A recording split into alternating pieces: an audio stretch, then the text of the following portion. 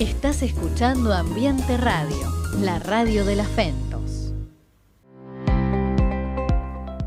Muy bien, seguimos.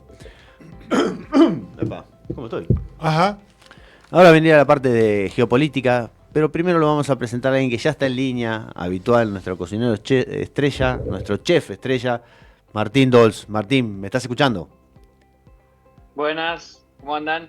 ¿Cómo va, Martín? tardes. ¿Cómo va? ¿Me escuchan bien? Fuerte y claro, muy bien. Hola Tato, qué bueno Hola, verte ahí de hola nuevo. Martín, querido. Martín, que ya sabemos que a partir de ahora hasta, no sé, el año que viene va a estar de día. Cada vez que vemos el Sí, Zoom es del cierto. lado de Martín hay sol ahora. ¿Hasta cuándo es que estás allá en Noruega de día? Hasta volvemos a tener noche normal, digamos, que oscurece alrededor de las 10, 9 de la noche, recién a mediados de septiembre. Claro. Ah, mirá vos, es un eterno día de acá hasta septiembre. Qué loco. Así es, Bueno, así es. bueno, ¿Sabes qué manera de jugar al pádel? No termino nunca. es Los, cierto, ¿no? los turnos de 15 horas. Claro, o sea. claro. Martín, bueno, después como anticipo te digo, te voy a andar preguntándome con tu pajarito que tenés ahí un emprendimiento, después me lo vas a tener que contar eso. Por supuesto, estamos acá, estoy acá ahí en la mesa con ustedes. Bien, perfecto, mejor así. Daniel, contanos qué nos tenés para hoy. Bueno, buenas tardes. Hoy vamos a charlar un poco del proceso que se está viviendo en la Unión Europea y el impacto geopolítico que esto tiene, teniendo presente que se ha dado el giro hacia la derecha, si se quiere, o a la extrema derecha, más importante desde la conformación del grupo comunitario. Bien, En ese sentido es muy importante abordar dos crisis institucionales muy importantes. Una es en el caso de Emmanuel Macron en Francia y otro caso es el de Olaf Scholz en Alemania. bien. Países que fueron los constitutivos de la CECA en ese contexto de la formación de la Unión Europea. Bien. Te hago una pregunta ya de movida. La primer ministra italiana. Sí, Giorgia Meloni. Sí, claro, Meloni.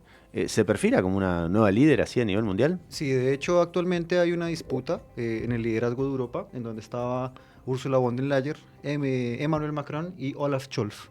Con la derrota de Olaf Scholz se da, digamos que, el surgimiento de una nueva figura de la derecha, que es Giorgia Meloni. Hay una particularidad y es que los dos son atlantistas, es decir, vinculados a la OTAN, mientras que en el caso de Ursula von der Leyen, la gran victoriosa de la jornada del domingo, ella no. Ella parte de una idea en donde la Unión Europea tiene que desarrollar un parque industrial militar en el contexto de la guerra con Rusia. Ah, mira vos. Bueno, contanos, ¿qué consecuencias trae eso? Bueno, ¿entendés? hay una particularidad y es que cuando hablamos de las derechas no hablamos de una homogeneidad. Bien. Claro. Una gran diferencia que existe, por supuesto, en este contexto es ser atlantista o no en cuanto al conflicto que existe con Rusia, ¿no? Entonces, bien, ahí te paro. Bien. Por recién hiciste una aclaración, pero contarle al ciudadano de pie común, normal, ¿qué es ser atlantista? Estar vinculado a la OTAN, entender que la estrategia de defensa y seguridad de la Unión Europea ha dependido o está contextualizada en el contexto en el cual se desarrolla la OTAN, ¿no? Organización Atlántica, que tiene por objeto la defensa y seguridad del mundo occidental. Bien, ahora sí, seguí. Bueno, en ese contexto existen diferentes posturas de las derechas en cuanto a las cuestiones principales de la Unión Europea, ¿no? Entonces, un claro denominador común es la migración musulmana, por ejemplo. Bien. Pero un gran factor que no ha logrado que se unifiquen las derechas es la guerra con Ucrania. Tenemos, por ejemplo, a Vox, el partido de Abascal, Pedro Abascal, en donde, por ejemplo, no existe una clara vinculación con querer aumentar el conflicto, ¿no? Tenemos la postura de Marine Le Pen en Francia, que tampoco tiene las intenciones de aumentar el conflicto por parte de la Unión Europea. Sin embargo, vuelvo y digo, tenemos a Ursula von der Leyen, la gran victoriosa de la jornada, la presidenta de la Comisión Europea, con un claro interés y un discurso belicista, ¿no? Bien. En ese contexto es fundamental Emmanuel Macron. Emmanuel Macron estaba dialogando fuertemente por ser el líder europeo y es el gran derrotado de la jornada. Te iba a decir, la consecuencia para Macron no fue muy buena, digamos. No, de hecho adelantó las elecciones parlamentarias con el objetivo de una jugada política arriesgada porque se enfrenta a tres escenarios posibles. Uno de ellos es que el electorado progresista salga en su defensa, en la medida en la cual la gente en Francia tiene miedo al ascenso de la extrema derecha. El otro es que el Parlamento sea dividido, lo cual genere un estado de desgobierno enorme para Emmanuel Macron. Y el último que él no desea es que se aglutinen todas las fuerzas a favor de la extrema derecha y Marine Le Pen en el próximo ejercicio parlamentario quede electa como presidenta. Es necesario recordar que Francia, a diferencia de muchos países de la Unión Europea, tiene un sistema semipresidencial, lo cual tiene un equilibrio de poder muy particular. Bien, pero contame un poquito de eso, a ver. Que cohabitan entonces el presidente y el primer ministro. Bien. El primer ministro tiene características ejecutivas, mientras que el presidente es encargado de la política exterior y de las relaciones internacionales. Muy bien. Muy bien. El miedo actual... Esa no la sabía, ¿viste? Y siempre hablan del presidente de Francia, pero en realidad entonces se manejan entre dos las cuestiones de Francia. Se manejan entre dos, en donde últimamente tuvo gran predominancia la figura de Emmanuel Macron. Claro. Y hay una particularidad... Pero tuvo prominencia porque el presidente, es como decís vos, se dedica más a la cuestión internacional, como un canciller, prácticamente. Sí, en el caso de Emmanuel Macron, el Partido Renacimiento era mayoritario, con lo cual la posibilidad de generar política interna, o sea, política pública y política con el exterior, Congreso. Claro, funcionaba de manera coordinada. Sin embargo, este último tiempo se ha visto erosionado, en particular por el movimiento agrícola francés. Ajá. El movimiento agrícola francés ha sido unos elementos aglutinantes. Recordemos también hace unos años el movimiento de los bomberos, ¿no? Sí. Y diferentes sectores de la organización social han ido a reclamar a Macron la política neoliberal que ha ido ejerciendo en la región. Y resulta interesante pensarlo porque el surgimiento de estas nuevas derechas, a diferencia o a antaño a lo que significó el Brexit, son conscientes que el proceso no es la desintegración del grupo comunitario. No, o sea, se dieron cuenta que afuera de la Unión Europea hace mucho frío. Bien, bien. Claro. ¿En qué sentido sí va a llegar a modificar el juego político? Que en la medida en la cual se quiere desintegrar, de algún modo, la burocracia establecida. Uno de los elementos a desintegrar, o que va a ser, digamos que muy particular a partir de ahora, va a ser la política agrícola común y la transición energética. Bien. ¿Para qué lado van entonces? Ambas. En el caso en el cual los estados van a intentar tener un predominio proteccionista, con lo cual, por ejemplo, Francia no va a querer, por ejemplo, negociar un tratado con el Mercosur en materia de alimentos, por ejemplo. Bien. Eso es fundamental, porque en ese sentido la política agrícola común, que es pensada para la soberanía alimentaria, con el objetivo de alimentar a 400 millones de personas, ya no operaría, sino operaría la lógica del comercio en el cual los agricultores y ganaderos franceses van a pensar en sus intereses nacionales. Bien, bien, bien. Bueno, y hay varias otras cuestiones muy interesantes. Por ejemplo, en las disputas que se estaban dando en el liderazgo de la Unión Europea, existía el debate en qué hacer con la cuestión rusa, ¿no? Mientras Ursula von der Leyen y Emmanuel Macron planteaban el problema existencial de Rusia como un problema de suma urgencia, para otros sectores de la extrema derecha eso no es así. Bien. En esa disputa está la inteligencia artificial de por medio, en el armamento de uso no convencional. Hace unos meses hubo un debate muy grande y era en proporcionarle a Ucrania armamento de esta característica. Armamento que era que era alemán y francés. Sí. Con el recambio político, ese armamento va a pasar ahora a Ucrania. Se ha tomado la decisión, algo que ya está se tomado. quiere hacer. Hace 2 semanas antes de las elecciones ya estaba tomado que va a haber armamento no convencional, es decir, drones de inteligencia artificial en territorio ucraniano con el objetivo de atacar a Rusia. En respuesta a esto, Vladimir Putin ha dicho que está dispuesto a armar a todo aquel organismo terrorista o país que esté en contra de Rusia. En ese sentido, estamos hablando de una polarización cada vez más marcada en el conflicto. Ahora verdaderamente sí saca pecho la OTAN, digamos. Claro. Ahora hay una cuestión muy particular. Dependemos de un evento muy curioso en este año, que sería la consolidación de la extrema derecha en todo el mundo, que sería la victoria de Donald Trump, ¿no? Y Donald Trump tiene una política un poco más aislacionista. Él no está de acuerdo, él no es atlantista. El tipo plantea que realmente la vinculación de los Estados Unidos con la OTAN es una cuestión muy cara, y que realmente Estados Unidos en este momento de polarización, en un estado multipolar en términos geopolíticos, Estados Unidos tiene que resguardarse y aplicar un proteccionismo duro y férreo. Básicamente es, si Europa tiene que defenderse, que lo hagan con sus propios medios. Claro.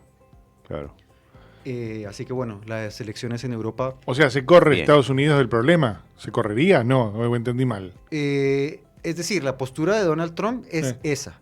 Correrse. Ahora, cuando le preguntan a Vladimir Putin qué opina del impacto de las elecciones norteamericanas. El tipo dice, las cartas ya están sobre el terreno y yo no voy a mover una sola jugada. Claro. Es decir, si bien en antaño fueron líderes que estuvieron vinculados Donald Trump y Vladimir Putin, el terreno ya está en guerra. Claro. Ahora sí va a cambiar mucho la postura en cuanto a Israel, porque no todas las derechas en Europa son pro-israelíes. Bien. Claro. Y esto va a marcar una pauta en cuanto a legitimar o no la formación del Estado de Israel como un Estado independiente. Bien, bien. Y la pregunta inevitable es cómo nos afecta a nosotros todo esto. En particular, bueno, la política agrícola común es uno de los factores vinculantes a la hora de pensar la forma en la que se vinculan las regiones.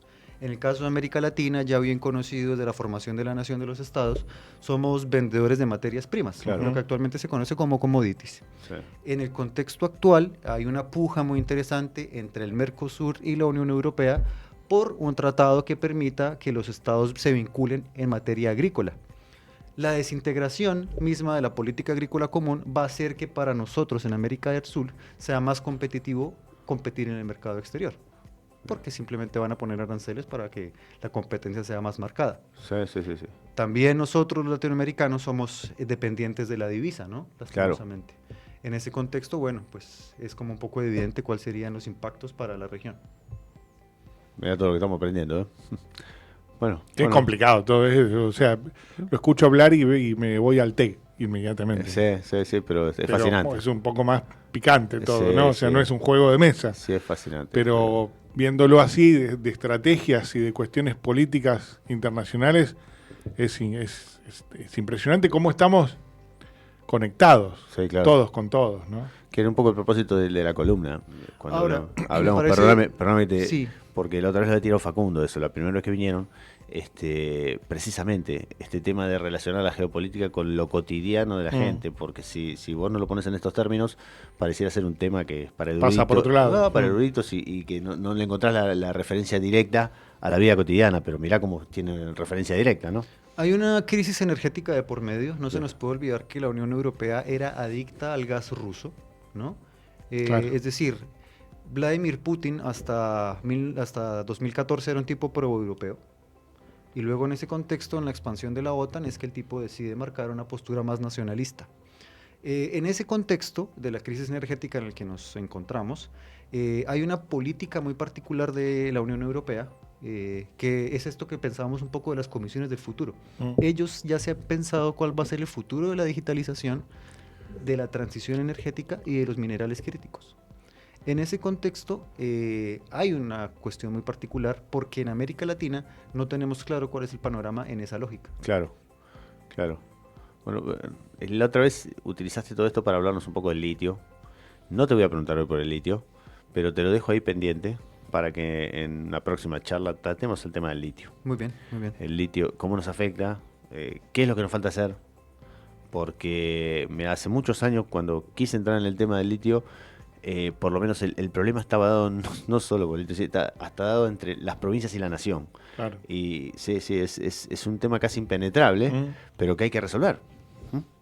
¿Y qué posibilidad hay? Y eso es lo que te voy a dejar ahí en el aire para que me lo cuentes otro día. Pero hay quienes sostienen que el tema del litio es un negocio ahora, que en 20 años se acaba. Es interesante, sí, hay varios autores que plantean lo mismo y a partir de ahí una de las grandes cuestiones de la digitalización es la criticidad de este material. Ya, bien. Bueno, pues eso te lo dejamos para la próxima. Bueno, muchas gracias. Bien. Bueno, ¿tenemos algo más o cortamos? Hay algo que me resulta a mí muy interesante, que con esto quisiera cerrar, y tiene que ver con lo que está pasando a este lado del charco, ¿no? A ver. Y tenemos en este momento dos liderazgos muy fuertes en América Latina, el caso de Lula en Brasil y de la recién electa Claudia Sheinbaum en México, y la expansión que está teniendo el BRICS hacia Turquía y algún coqueteo muy particular en el caso mexicano. Bien. En ese sentido, las puestas geopolíticas están cada vez más polarizadas en un mundo que está en disputa. Bien, y te tengo que hacer la pregunta inevitable. ¿Y en todo eso qué rol juega Milei? Bueno, él es claramente un atlantista, de los más radicales, de hecho. De hecho, sus viajes por el mundo, a pesar de que el país no es que esté en llamas, pero estamos muy difíciles, sus viajes en el mundo es proporcionándose a él mismo como el nuevo líder de la derecha. Claro. ¿Qué tan cerca lo ves eso? No, lejos, es decir, el tipo no tiene la cintura política, no, él es un outsider, es decir, el tipo no es Marie Le Pen, no es un tipo que realmente venga de una tradición ultraconservadora. Realmente creo que es un outsider que viene en un contexto muy particular, a todo por el todo, porque va a ser pasado por la historia de Argentina como un personaje nefasto. Bueno, el remate No sé fue. si te quedó claro. El remate fue duro. No, le cuento a la audiencia. Pará No con so- el doble sentido, Claro. Daniel, que no se entiende.